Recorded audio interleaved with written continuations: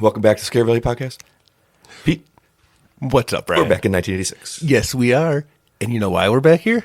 because we said the movie's name, 3 different movie names. That's together. exactly right. Guess what, everyone? We know how to control this power now.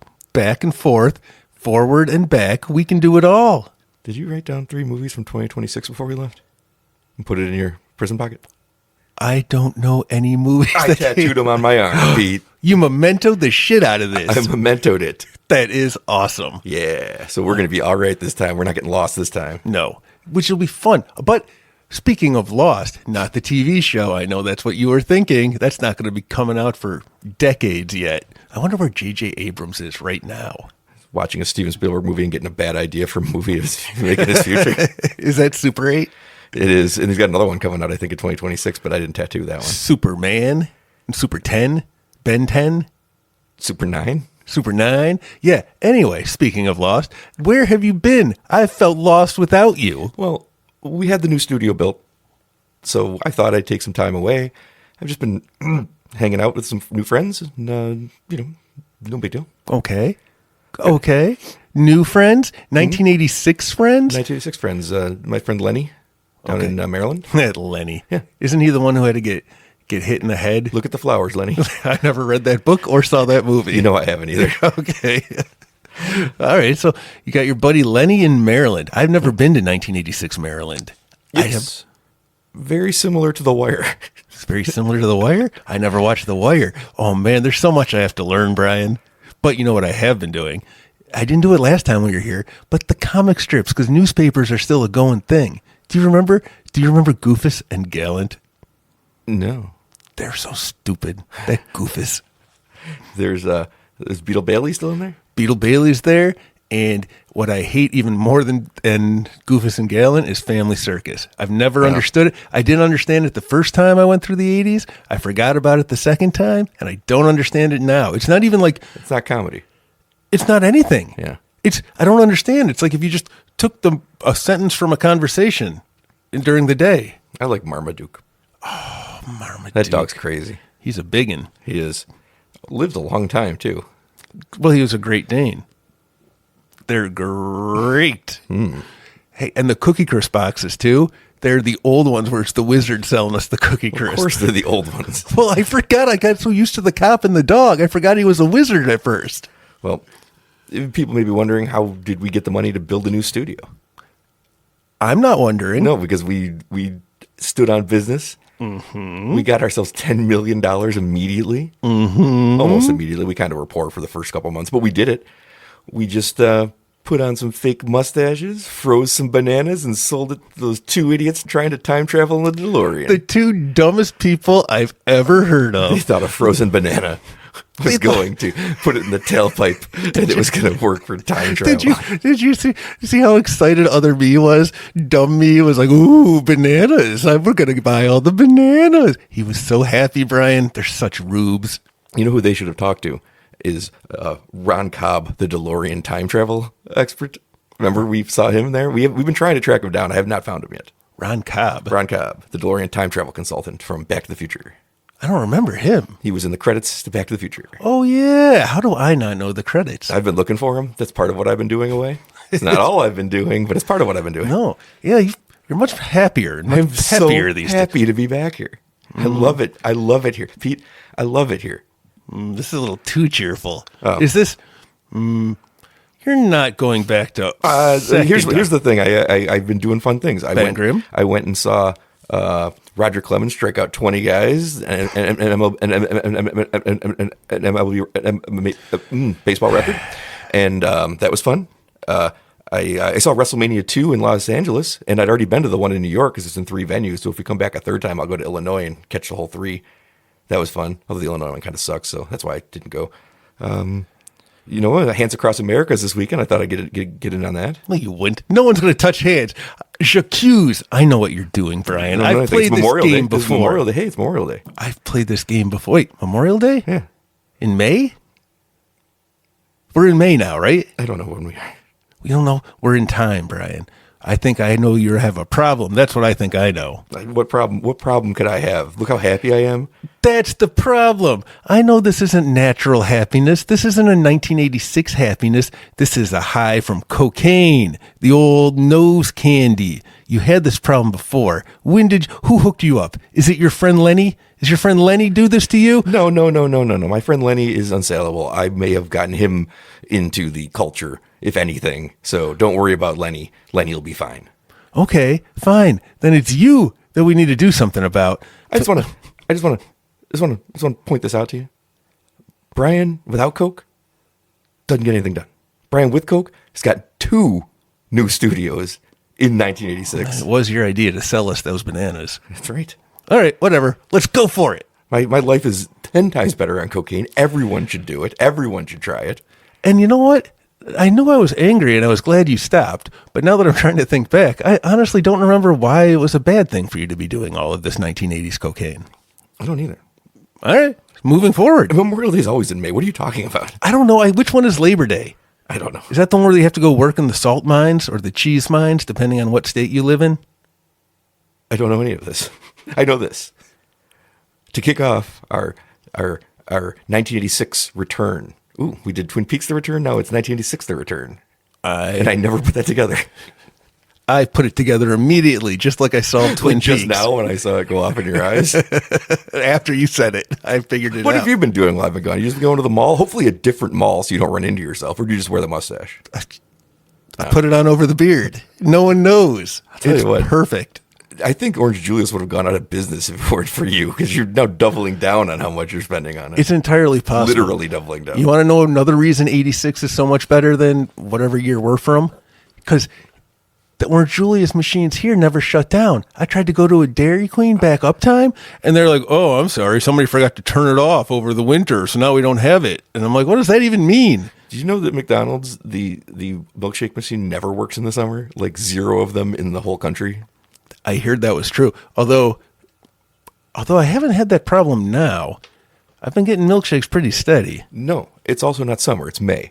So you've been here for 5 months that haven't been that hot. All right. Well, maybe that has something to do with it. I guess you didn't have that problem last time we were here.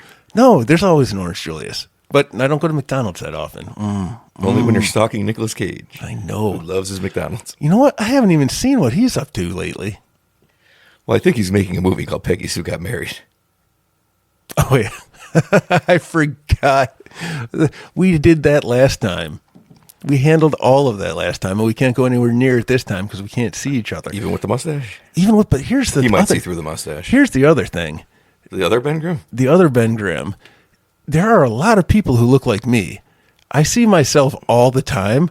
Like, even backup time, I've been driving and I see myself driving in a car next to me. Pete, I think the reason that's happening is that you're going to the same places on the same days that you did the first time, which is maybe the saddest thing I've ever heard, except for possibly this. You forgot to look for Halley's Comet again. No, when did it go? Pete, you're the only person in history to forget to look for Halley's Comet 3 times. It passed already? Yes. Oh, fuck. What was I doing? God damn it. What did I do the first time? Was I at the mall? I was probably getting an Orange Julius at the mall. I thought for sure this time you'd get it. Where were you? You were supposed to remind me. I was, fucking Lenny. Hey. Don't talk shit about Lenny. All right? He's a big dude. He'll whoop your ass. I'm sorry, sir. That's right. All right. We're getting into our 1986 movies, and we went to those uncomfortable 1986 movie theaters that are around. So good. And we watched Poltergeist II, The Other Side. This was a new watch for me. Ooh, a first-time watch for me. First time watch in the theater opening day. I'd seen it once before. How? We saw it opening day. I saw it in a previous life. Oh, okay. One of those. Now, you're the Poltergeist guy. I am. So why don't you tell us, what did you think of Poltergeist 2? Poltergeist 2 is, I guess, a little bit different than Poltergeist 1. Mm. Although, overall, it was pretty good. Pretty good. Mm. That's what I think. That's what you think? I think. I liked how... I don't have my notes. All of my notes were about the credits. This doesn't mean no good. I have a lot of credit notes. All right. what did I like about this movie? I liked how we had almost the same opening where we get to meet, we see Craig T. Nelson taking his shirt off and talking with Jo Beth Williams and being like parents. I don't think you should do the recap. I just think that's a bad idea because you just told me you didn't have any notes on it. All right. So you want a quick recap? No. No, I just said I don't want that. Well, what did you think of this movie, Brian? Well, as you know, I have a problematic history with Poltergeist. Yeah, what's your deal with it? I thought it was great. You thought that wasn't enough. And then we watched it, and it wasn't even great. So I was I don't remember a lot of what Poltergeist 2 was, because I saw it when I was younger. Maybe around the same time. And maybe probably when it was on TV. And so when I sat down to watch it, I was not very excited. So imagine my surprise when it was way better than the original Poltergeist. You agree then? What? You agree? Because the first one was such a disappointment, and I know why now after watching part 2. What's happening? I completely get it. No, that's not how this is supposed to go. What are you talking about? I was going to Texas Chainsaw Massacre to you, and then you've undone it immediately. Son of a bitch, this movie was terrible. Are you kidding me? This was a terrible movie. No, you are insane. The first one's way better than this one. What are you talking about? It's funny you bring up the Texas Chainsaw Massacre 2 because this is kind of like the Texas Chainsaw Massacre 2, but Yeah, and that it's inferior in every way. But the complete opposite because I'm jumping ahead, so this is going to be the spoiler alert. Oh, no, not a spoiler. The people in 2026 are going to hear for 1986's Poltergeist 2. Because I'm guessing since you didn't sit with me in the theater, you left when the credits started rolling for some reason. I don't care about the credits. I got places to be, man. Anyway, so this is important here. In the credits, it was revealed that they had a person who was their paranormal researcher. They had an advisor on paranormal phenomena, and they had a psychic advisor for this movie. So what I'm thinking was the first movie was like kind of like a true thing, but it was more sensationalized for the movies and audiences and stuff. Now the second one, you might not think it's as good, and you might say, oh, it doesn't make a ton of sense, and oh, there's no real ending, because this is the real story, the true story, because they have psychic advice, so they know what like the limbo spaces are, and they have like all these different paranormal phenomena and stuff. So this would be a real life Poltergeist, not like the movie. I can't believe you immediately torpedoed my Texas Chainsaw Massacre 2 attempt to get back at you. Well, It's so effortless. I don't know how you do it. I was so excited to pull some of your shit on you, and then you're just immediately like, I agree. Fuck. I'm a little disappointed because I thought we were going to be on the same page with the movie for once. This movie was an abomination. It was atrocious. H.R. Geiger was the concept artist for it. Yeah, I know about that actually from Uptime. Things I know about H.R. Giger because of liking Aliens so much, I know a little bit about Giger. And some of those ghosts look like the aliens. Well, he didn't do nearly as much on this as he's credited with. He never even showed up on set. And then he later said that he learned a valuable lesson about how if you're going to do the work, you actually have to go do the work because telling people what to do does not turn out well. Oh, God, that's great. So the one thing I remember about this movie is that Dana is away at college, quotations. I figured that one out. But they don't even say it in the movie, I noticed this time. I always knew that that's what they said, but they didn't say it in the movie. No, they didn't? No, they never mentioned her once. It's like she didn't exist. But I think that, I don't know, why do I think that she was away at college? Everybody thinks that, but they never mention it. They didn't mention it once, but that was exactly what I thought was happening. I don't even remember how old she was in the first movie. Probably They must have mentioned in the first one she was going to college soon, because that's what we just assume happened. But they don't even reference that this daughter exists. Because it's been 1 year To be fair, later. I guess she doesn't. That's cruel. I didn't do it. No. It wasn't me. All right, Oh, Shaggy. that guy should have tried that. He wouldn't have had to go to jail. It's good that he did, though. Anyway, she was in college. That was my assumption. I think we just wrote a happy ending for her because the movie itself said, fuck it, she doesn't exist. That's true. That happens. But you know why? Oh, I know. It's because she wasn't really there. This is one of those true hauntings because they have the paranormal stuff. They didn't need the older. She was only in there for like a comedic relief or something. I don't know why they had the older sister. She wasn't really part of the family. I guess not. I guess not. They forgot she existed. Jo Beth Williams got top billing again. Did you see that? Oh yeah, she did. Was she a big star in 1986? I don't pay attention to opening credits, Brian. I'm an end credits guy. I don't notice these things. The first images we get are of Native Americans in the desert, and I immediately knew we were in trouble. I just knew it because I knew that there was no chance that Poltergeist 2 was going to use a soft touch and a deft hand at Native American culture. But did you see how the one was a ghost? We get to see the original neighborhood. It's all abandoned now. And by the way, as I pointed out to you before, and you don't believe me, those houses are real, but they shot on a set. I still don't understand what you're trying to tell me. I know you don't, but they didn't shoot inside those houses. I saw the houses, and I saw the hole in the ground where the one house used to be. That's true. Zelda Rubinstein is out digging up the house. She's an archaeologist now. I literally wrote like she's an archaeologist now in my notes. Because that's what she is. She's out digging up the lot of the house from the first movie. No, there are caverns underneath. Yeah, she's not digging up the plot. She's digging under the graveyard. Who are you to tell her what she's doing? She's an I know archaeologist. what she's doing. I was almost an archaeologist once. She accomplished it. She did in 1 year. No, it was 5 years. No, it was 1 year. Well, I mean, it's been 5 years since the first movie. No, it's been 1 year since the first movie. Oh, I see what you're doing. No, I don't. In the movie in the universe, movie, it's been a year. Yeah, It's not a long time to forget about your older daughter. Yeah, it kind of is. There are caverns under there that become important if you're still awake when the movie gets to them. This movie's bad. This is a bad movie. I don't understand what you didn't like. Because we saw 10 bangers the first time around, and we are off to a rough start because this movie sucked. What didn't you like about it? Oh, the movie. No detail. Oh, pick apart. You didn't like any of the monsters? What about the creepy ghost guy? I like the creepy ghost guy. He was creepy as fuck. He's always been the best part of this. Yeah, what's his deal? Is he somebody? Yeah, well, I know the actor's Julian Beck, and he died before this came out. Oh, okay. Well, look at him. He was dying while he was shooting it. Well, he was already dead. I can't look this up because there's no internet, but I think a Mrs. Kittner will tell you he was only 24 years old when they shot this. He had a real bad case of the cancer. The Mrs. Kittner. Yeah. The father is sworn off televisions, which is not a character arc that makes sense at all. Why? Because 1986, man, everything's on television. Yeah, but Lenny was on TV the other day. Did I tell you that? I don't even know about Lenny. No, stop. Shh, you're making me forget my point. I'm so bummed that you didn't like this movie. Okay. Anyway. I'm flabbergasted that you did. Because it's real.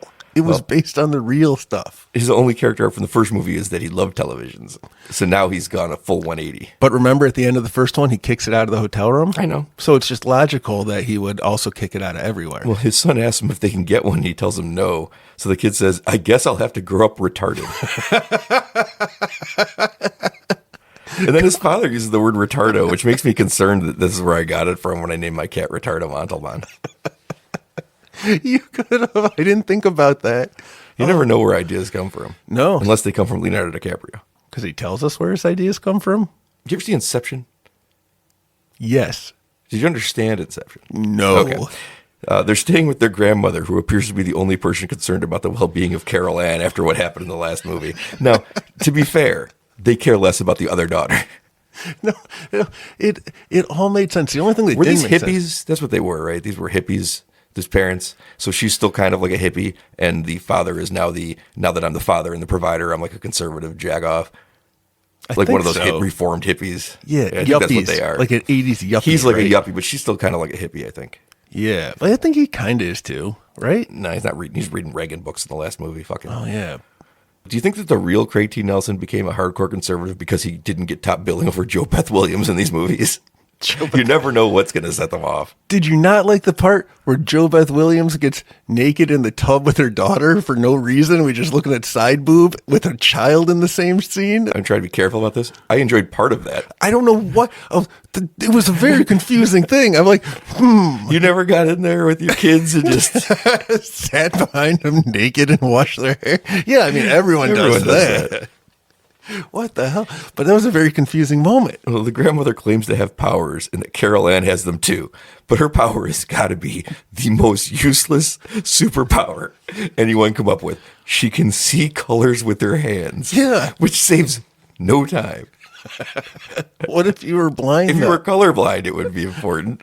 But no, it's just, it does save time. She doesn't have to turn her head. And anyway, you see, this is what I mean. This is why you don't like it, because this is real life. This is like the real powers. They're not always like, oh, I'm going to bend metal and stuff. It's like weird things like that. The way that they expose this is that Grandma's knitting, and she's like, grab me the yellow yarn. And she reaches over. She can just turn her head and just see what it is. And she feels around the basket, pulls out the yellow and hands it to her. I knew we were in for a bad time right around this moment. Well, I knew from the Native American opening, to be honest with you. No, they call them Indians the whole time. I know they do. I'm trying to be, it's 1986. I already used retarded. 1986 messes with your sense of what's right and what's wrong. I just want to say all these people that want to go back to this time period, not the way we do physically, but with the way that we run society, they should watch Poltergeist 2 and realize you don't. You don't want to. This is what you end up with.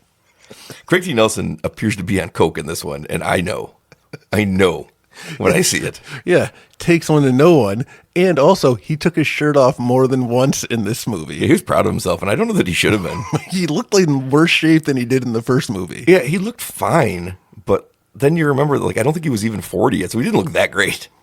No, he didn't. But more than once. There was a lot of nudity in this movie. More nudity than the first one. Attempted rape, too.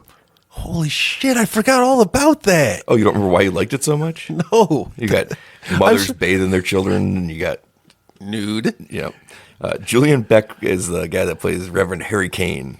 And I was going to say this, if it wasn't for Beck's wild-eyed performance, this movie would have literally nothing going for it. I'm watching a fucking child reach into a basket and pull out yellow yarn. And then she's like, oh, she has the gift.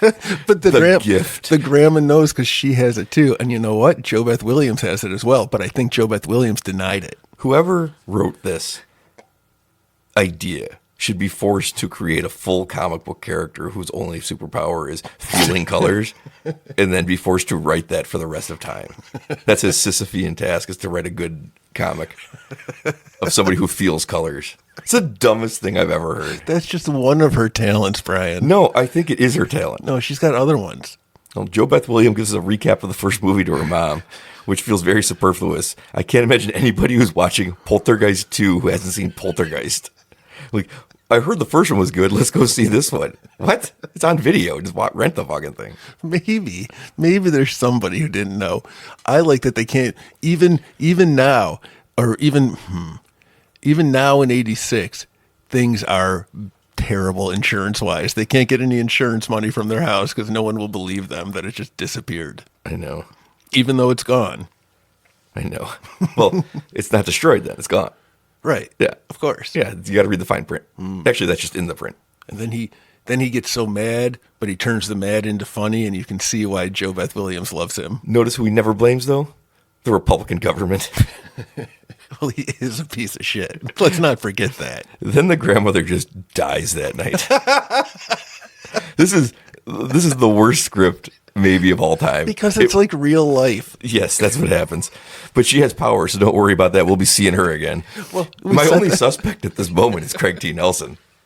I kind of thought it might be the little girl, like a psychic battle or something. Feeling around for colors and choked her to death. Something like that, yeah. Fucking stupid movie. Oh, I sense black here. She squeezes her hand on the throat. I think that it's a bit that you like this, right? You didn't like this. There's nothing so far that you could look at and be like, yeah, that's what I liked about it. Have we got to the Julian guy yet? He popped up very briefly. We'll get more to him. They have a Robotron RT2 toy, which I had when I was a kid, too. The little robot that smokes. Oh, yeah. That's why you got so happy. I had that as a kid, which means I probably have it right now somewhere. We should go to your house and steal it. No, we can't do that. Why? Do you remember what happened to it? Yeah, they took it away from me because they didn't like that it smoked. So I got it for Christmas, had it for like 2 days, and then I never saw it again. You know how you just take kids' toys from your kids you don't want them to have, and they kind of just forget about it for 40 years, and they think back and go, whatever happened to that? Oh, I guess you know, because I was going to say, if you didn't know, it means we definitely stole it. But I guess a smoking maybe robot. we did. A smoking I robot. probably got it for like Christmas of this year. Maybe.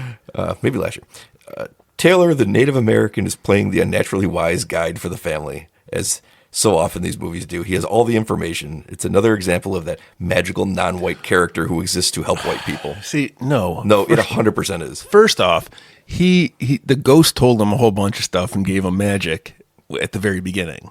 At the very beginning of the movie, Brian, that was the very first scene, was he got armed with this. He then went to the archaeological dig site where Zelda was, and she said, you need to go. You're the one who's prepared to handle this. Yes, because he has all the magical information to help the white family. That he got from the other ghost. Mm-hmm. Like, it's a These ghost. tropes are terrible. He has no other function or purpose in this story other than to assist the family. Because he got the ghost information. Tell me any other fact about this character. He knows he needs a car. Okay. And okay. You got me on that one. Because for the second movie in a row, they're going to end with the only joke in the movie. it was such a good joke. It was so ham-fisted. We'll get to that. That did, at least I left the theater on a high note because I cackled a little bit about the fact that they did this twice. This 2 full movies void of humor ending with the punchline is pretty funny. Well, remember in the Teenage Mutant Ninja Turtles, it ends with Splinter saying, I made a funny. Yeah. That was pretty good. Well, that hasn't happened yet. No, 1990. I got it on my calendar. I'll tell you what, as much as I hated this movie, it is nice to be back here and not have to worry about getting back home again, like knowing how to do it. I don't remember worrying the first time. No, you didn't worry the first time. I worried a lot about it. If we weren't worried about it, we couldn't have sold that frozen banana to ourselves for $10 million. They are so stupid. They are the dumbest fucking people. Past uses are dumb. Jo Beth Williams' mother contacts her through a stranger in the diner and tells her they need to fight this thing head on. This is bad writing, Pete. It's all bad writing. No, but look, I got to keep going back to the end credits. This is true to life. They had a psychic advisor. So when that person was just having a conversation at the diner and then they like fugued out and went over there and said stuff, that's what it's really like. The grandmother tells them, you got to stay together and fight. And then we proceed to watch the rest of the movie where they separate completely in scenes that they lose their minds and not in a way that feels connected. It's just they do the opposite of what Ghost Grandma tells them. Well, it's because he's got the power. He's got that evil power. He's got the evil touch, and he can corrupt people, and he can take them over. Well, did you happen to notice what Taylor tells Craig T. Nelson that he is? What does Taylor tell Craig T. Nelson? Taylor, the Native American. Yes. He says to him in a conversation, "You are a leaf on the wind." Oh, I didn't catch that. Yep. So Joss Whedon stole that? Oh, finally, a negative about Joss Whedon. He stole from one of the worst movies of all time. He's appropriating Indian culture? Yes, that's what it is. Tribal ghost Indian culture? That's insane. I hate this movie. Robbie, who's the son. Who really wants a TV. Yeah, well, he's attacked by his braces. That was cool. But he's been nothing but a dick the whole movie, so I was fine with it. Yeah. Like, when it's happening, I was like, I think you chose the wrong character to take something out of him because he's been nothing but a dick the whole time. That's what, like, teenage or pre-teenage boys are like. It was perfect. He acted perfectly. Like in Harry Potter 5, when Harry Potter was a jerk, it's because he was a little teenage jerk, and it was perfect. I don't remember that. He was. He was a dick. Umbridge should have made him carve up his hand more. I don't remember that. Anyway, the braces part, that was pretty cool. And then when it sucked up Craig T. Nelson too, because he tried to go save his kid, they then tried to go to the electric portal hole, which, if you remember from Twin Peaks, is trying to get him to a different dimension. Yes. Well, Taylor tells them that he is after Carol Ann, and he is Julian Beck. Wasn't he living in the backyard at this point? Taylor? Yeah. He's wherever the white family needs him to be. He has no agency or autonomy of his own. He is simply there to be in the next scene. They need to ask him something that he shouldn't possibly know. He got told by the ghost. Yeah, I'm aware. He ate the ghost at the beginning of the movie. We never brought it up. He ate a ghost. Yeah, no, it does get brought up because then he gives it to Craig. You didn't bring up. You always bring up eating ghosts. He ate a ghost at the beginning of this. He didn't eat it. He just sucked in some of its essence, its power. It was bequeathing him a power. I think he ate a ghost. No. God damn it. That's my job. Zelda Rubinstein shows up, but she appears to have shrunk another foot. She does. She got smaller. It doesn't help that Tyler is like 8 feet tall and she's about 2 feet tall, and they stand next to each other all the time.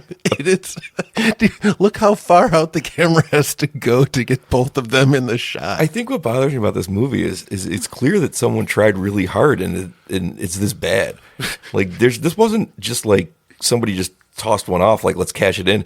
There was thought put into this. It's just dumb. No, because they tried to make it too true. If you want your fancy Hollywood story, that was the first Poltergeist. Well, she tells Jo Beth Williams that she is also clairvoyant.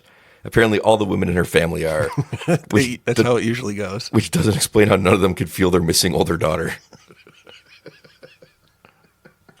The fucking dumbest clairvoyant people in the world. But they know what colors things are. They're clairvoyant, but they forgot about a kid, and they couldn't even listen to the grandmother telling them how to attack this. Well, she was dead. Are you going to listen to a dead old lady? Yes, I would. Okay, whatever. If I got shushed by that ghost librarian, I'd shush. That ghost librarian was pretty cool. I'd shush. Zelda Rubinstein has the unmitigated gall to listen to Jo Beth Williams say something about how what she feels from the past, the Reverend in the 19th century desert, and then she says, "It all makes sense now."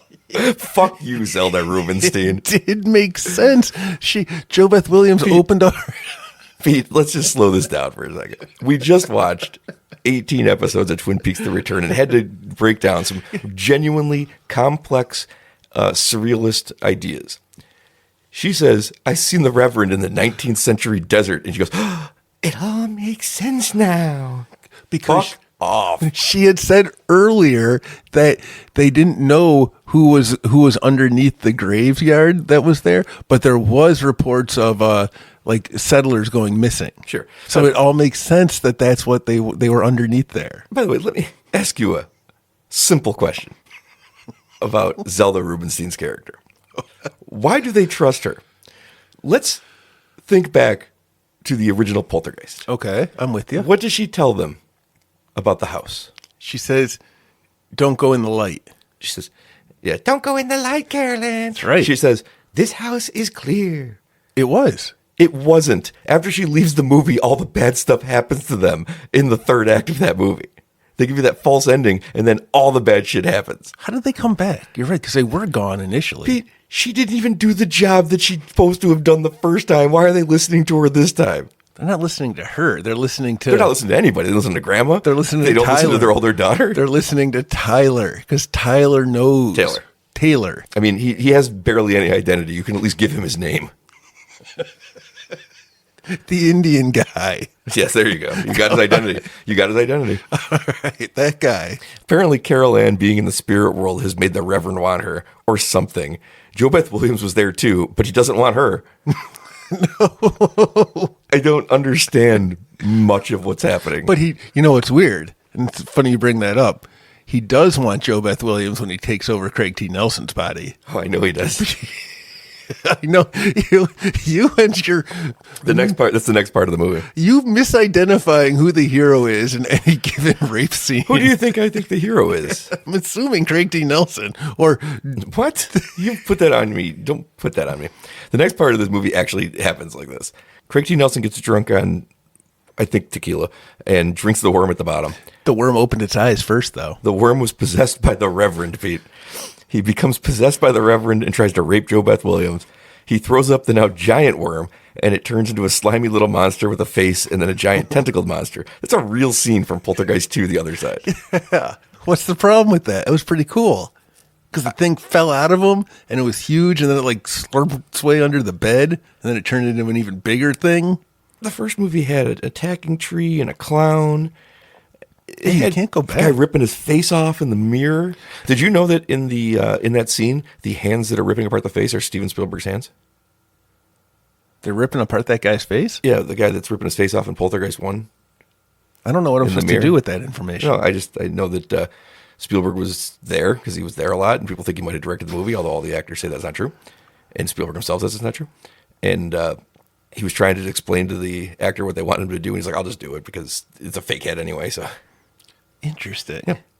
So that's what his hands look like. Yeah, you've never seen his hands before. And you know what? They didn't get credit either. Like, I watched the credits. It didn't say hands, Spielberg. I guess that's true. Anyway, they finally decide to listen to Dead Grandma and unite to take on the beast head on. But don't forget, the way Jo Beth Williams stops him is she says, I love you. I love you. And he, like, snaps out of it and pukes up the worm. So that's, ladies, if you ever find yourself in an unfortunate similar situation with your attacker, you know the best way to counter it. Just look them in the eyes. Look them in the eye. If you can, get a hand free, stroke their hair, and tell them that you love them. There's never a more sure way to stop a sexual assault. It won't cloud that testimony in court at all either. It'll be fine. It'll be fine. Look, but the worm was cool, right? They turned into a giant monster thing, and then the monster thing like crawled out of the room. That was pretty neat. And they're like, where are the children? After a while. Oh, this is all after the weird bathing scene, by the way. That was such a confusing scene. But man, it was Jo Beth Williams. They head back to the caves under the house from the first movie. And Jo Beth Williams and Carol Ann get pulled to the other side by Reverend Kane. So I guess he would take her because she was there before. I don't know. Yeah, there was something, too, about... Oh, yeah, he wanted her, and everyone else there was just stuck because they didn't know the way out. Yeah, they'd never been there before, I guess. Although it's just like nothing. It's like clouds. Taylor and Zelda Rubinstein helped Craig T. Nelson and his son cross over, too. Why that's helpful, I don't know. What's the son? They got to work together. They got to stay together. Yes, the thing they haven't been listening to. And then there's like a weird song, God is in his holy temple. Did you catch that? Yeah, that the preacher guy kept saying. Yeah. Because he was singing at the very beginning when you see him. And you know how he walks through the mall? He walks right through people, and only the little girl, Carol Ann, can see him. Yeah. Well, no, because I guess other people could see him, too. He can if he wants them to. Yeah, but you knew he was a ghost right from there, and he was singing that song. And anytime a religious person sings a religious song, it's inherently creepy to me. I don't like it. I know they're probably a bad person, and I'm usually right. So that hit all my marks for a creepy motherfucker. Well, this movie has the lamest climax I've ever seen in a movie. I'm going to have to go back to real life. Hilarious effects of floating and flying and cheesy shit. You're just like, ooh, where did you go, Carol Ann? Because Carol Ann got sucked away. Yeah, Carol Ann appears to be lost again, but don't worry. Good old dead grandma's there to save the day and bring her back. But wasn't that tragic? She just gets sucked away and they're left hanging in limbo. It was tragic. Feel nothing. Right. It was felt tragic. Nothing. Right. We lost Carol Ann. I definitely walked out of here thinking like I'd seen a tragedy. That's correct. And this one also ends on the only joke in the movie. They give their car to Taylor as a thank you, and then realize they've stranded themselves and run after the car like they're a 1930s cartoon.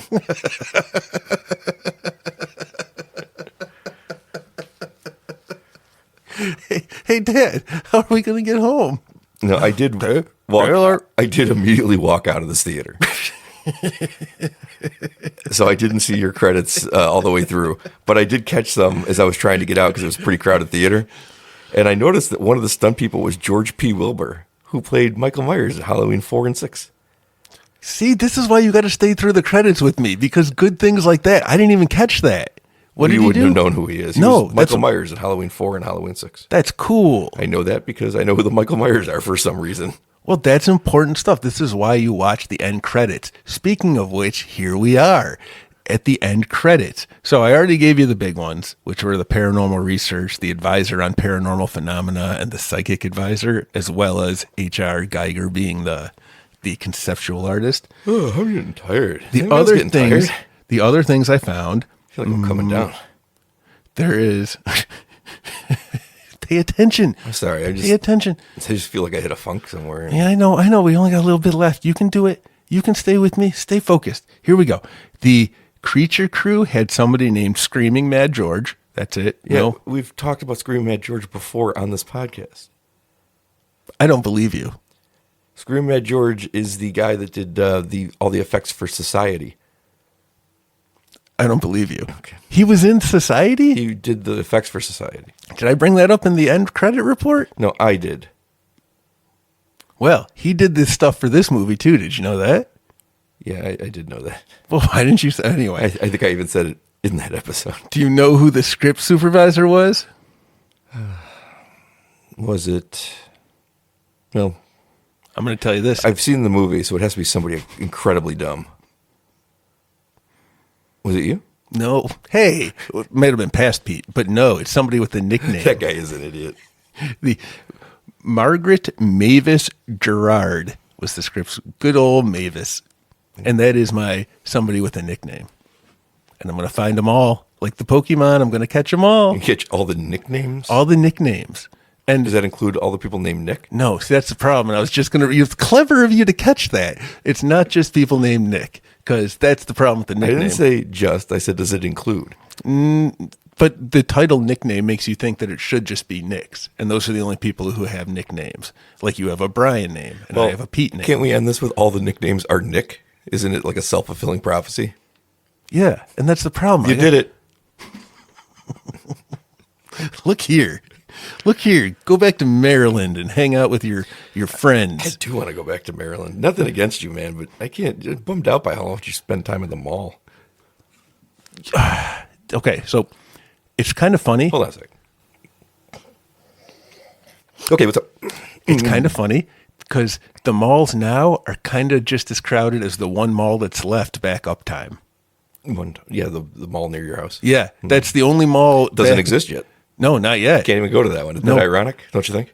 A little bit. Oh, I'm going to write that down. I'm going to sell that to somebody. Make more money. Somebody Canadian? Never mind. All right. Well, I'm disappointed that you didn't care for this. The special effects were cool. The ghosts were shooting out You're ghost disappointed. bolts. I'm disappointed. I was going to run that bit through the whole episode. I thought you were being genuine and serious. I got so excited. I even quoted what you fucking said on the Texas Chainsaw Massacre 2 episode. Imagine my surprise. Fucking terrible movie. This movie was one of the worst sequels I've ever seen. What was the worst sequel? Jaws 4?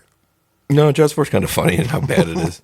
The worst sequel I've ever seen is... It's a great question. It's not this one. It can't be this one. This movie has almost no redeeming qualities. What? And House 2 had all those good parts. House 2 is better than this. House 2 is better than this. Because even at its worst, I was entertained by House 2. This movie's not entertaining. It's boring. It's overly self-serious. Even though it's doing the dumbest things. Like, the first movie can be serious because the stuff seriously works. This movie's acting just as seriously, and then the stuff is stupid. She's feeling yarn, Pete. The grandmother just dies the same day. Well, I guess that hewed a little too close to the truth, and the truth never makes like a good story because they were trying to use real examples of psychic powers and different things like that and paranormal phenomena. And it's I guess they took liberties with this one because I don't think it's real that you can puke out a worm that was possessed. I think that's the one part that is real. Yeah, I know you're just teasing me now. No, but I think of all the things that made sense, puking up the worm that was actually Reverend Cain makes sense to me. Was it Reverend Cain or was it a weird monster? No, I think it was like Reverend Cain. Yeah, I guess he didn't really have a body being a ghost and all. I'm going to say something about Poltergeist 2, the other side, that might surprise you. I don't think that they had a hard and fast rule book they were playing by. How the fuck is being able to feel colors clairvoyancy? Because you know without looking. Maybe you're like astral projecting or something. It took her longer not to look. This is not a gift. It's a disadvantage. Because she feels around for a second. I can see the fucking yellow one from here. All right. But what if you get up in the middle of the night, well, not the middle of the morning, and you know how you're stumbling around and you're trying to find your clothes? You can see which one shirt you're looking for just by touch without having to look. Because sometimes it's dark when you get up. You found it. You found the use. Now you've written the great comic. I could find all kinds of uses for that power. Most of it. What if your eyes fell out? Then you could still see stuff with your hands. You feel like, oh, that's a red light. I gotta wait. Oh, you gotta get out of the car. How are you driving? Door open, one hand on the ground. You're like, oh, this is black. It's the road. I went with. He had to get out and feel the light and never got to immediately. Why is he driving? That's a question for another comic. We'll save that one for the next time. Oh, shit. Oh, man, as much as I enjoyed being back in 1986, I do not enjoy this movie. And I know Poltergeist 3 is even worse. I wonder what they did in Poltergeist 3. Poltergeist 3. It's like that Weird Al album. Even worse. Are we going to do all sequels this time? Oh, that's a great question. Because I feel like since we watched part 2, we should try to do this is our second time that we've been back here, and we immediately came out of the gate watching a sequel. I like this. I think we got to check what movies come out. I don't even remember how we do that aside from newspapers. I'm positive there's not enough sequels to cover, but I do think that the next thing we're going to do is a sequel, because I read in the trades that there's another sequel coming out in July. What one? A sequel to 2 movies. It's a third movie, so I guess it's a trilogy ender, but it's not, because there's a fourth one later. How do I put this? I don't know. We saw the original. Okay. We saw the second one. Ooh. And now we're going to see the third one. It'll be a first-time watch for you. Okay. But this isn't all the way till July, so I'm going to probably head off to Maryland for a month and a half or so. Okay. But before that, or after that, we're going to watch Psycho 3, which is another sequel. I like where this is going. I can feel the excitement of 1986 sequels. There's going to be a bunch of them. Even a 3 is fine. Part 3, I like part 2. That was a good sequel. I like part 2 also. This is a scuzzier version that kind of gives into some of the 80s slasher ideas, but it does it, I think, in interesting ways. And the Norman Bates character, played by Anthony Perkins, is still so... He also directed this movie. His son would become a famous director, by the way. That's right. I don't know if you know that. He did. And his granddaughter will play a girl that talks to Nicolas Cage at a store once. That's right. Well, Anthony Perkins' portrayal of the character is still so earnest and so strong that the movie's probably better than it has any right to be, but I don't think it's anywhere near as good as 2. 2's a really good movie. 1's a masterpiece. I really like 2. But it doesn't work without 1. You like Poltergeist 2. No, this movie works fine without 1. If you just, like, seriously, it does. If you just were like, oh, something weird happened to this house, and they give you a recap anyway, I'd be like, all right, I guess I could have watched this without 1, and I would have never watched 1 because this was an abomination.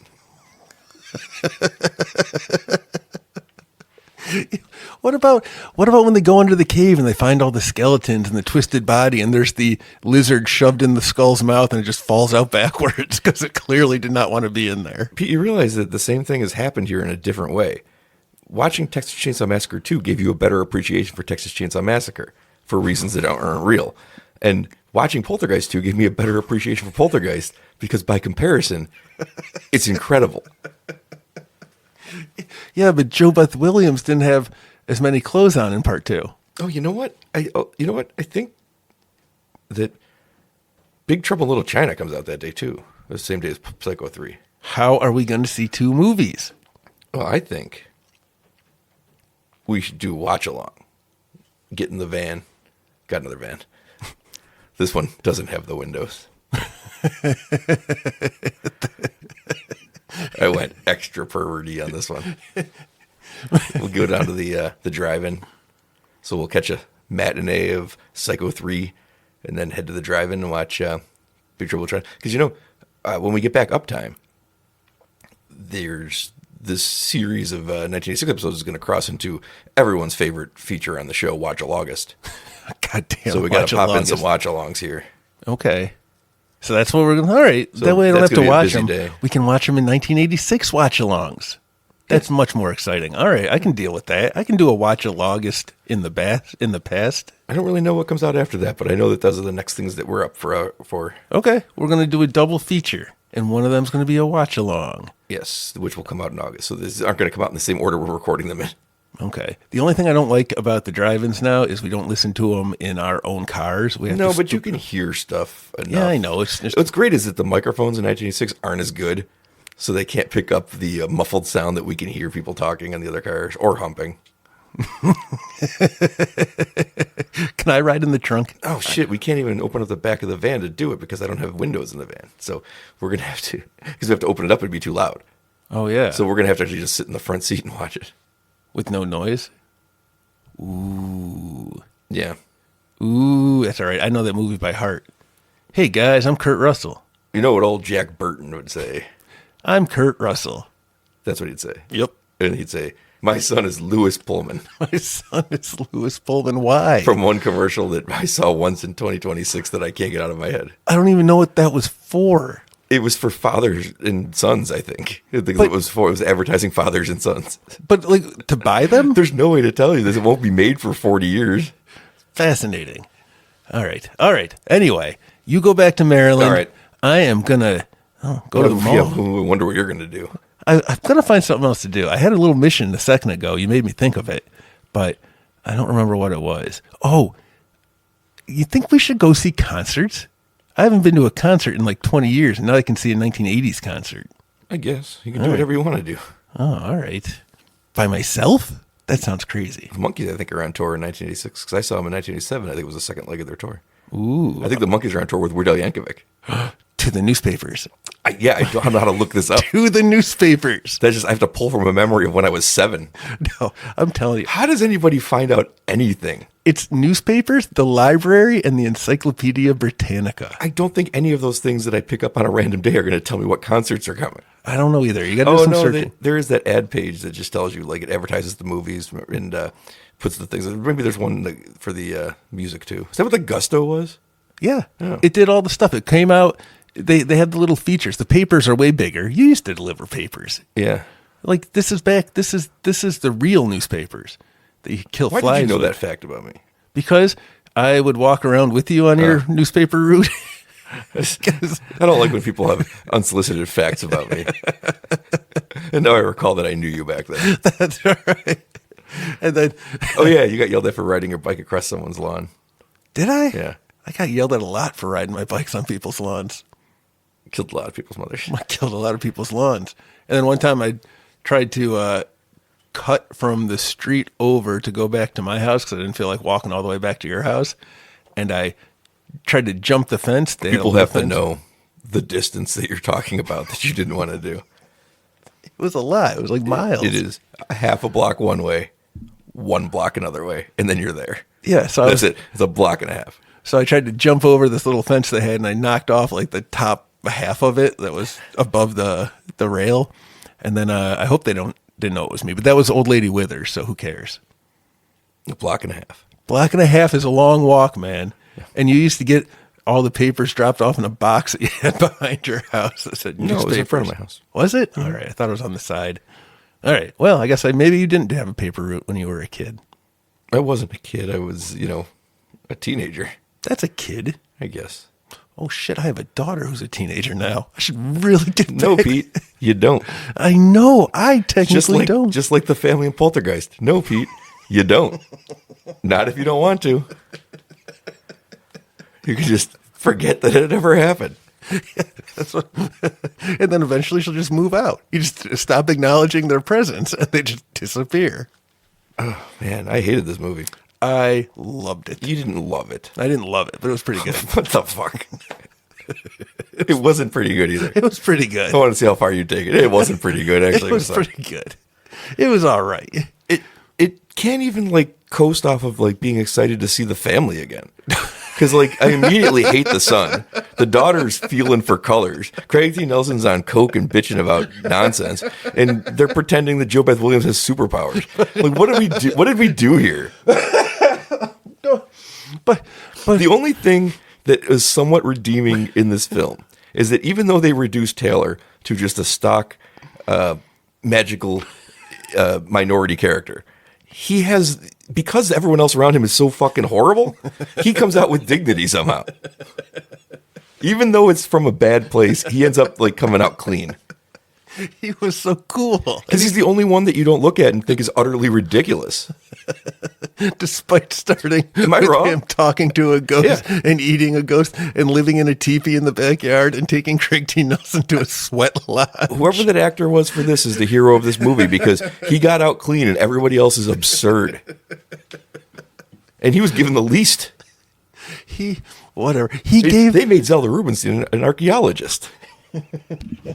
It kind of felt like The Exorcist at the beginning of The Exorcist, where they're at the dig site in Iraq. Yes, everyone's most favorite part of The Exorcist. It's good that they recaptured that for this. That's 100%. It's the part that everyone forgets is in The Exorcist until they watch it again and go, "Oh yeah, I forgot this started in Iraq." Right. But that's kind of the feel they had right here. That's what they were going for. Well, 10 bangers in a row the first time around. 0 for 1 out of the gate. I know that Psycho 2 is not bad, though, so we'll be fine. Psycho 3. Or Psycho... Well, no, I know Psycho 2 is not bad. We can go rent that. I didn't say Psycho 3 wasn't bad. I guess we'll find out in July. I said what I said. I know Big Trouble in Little China is good. I know that one, too. And even if the movies aren't great, we still have what matters most. A plane ticket to Maryland. All right. To the mall. I'm already gone.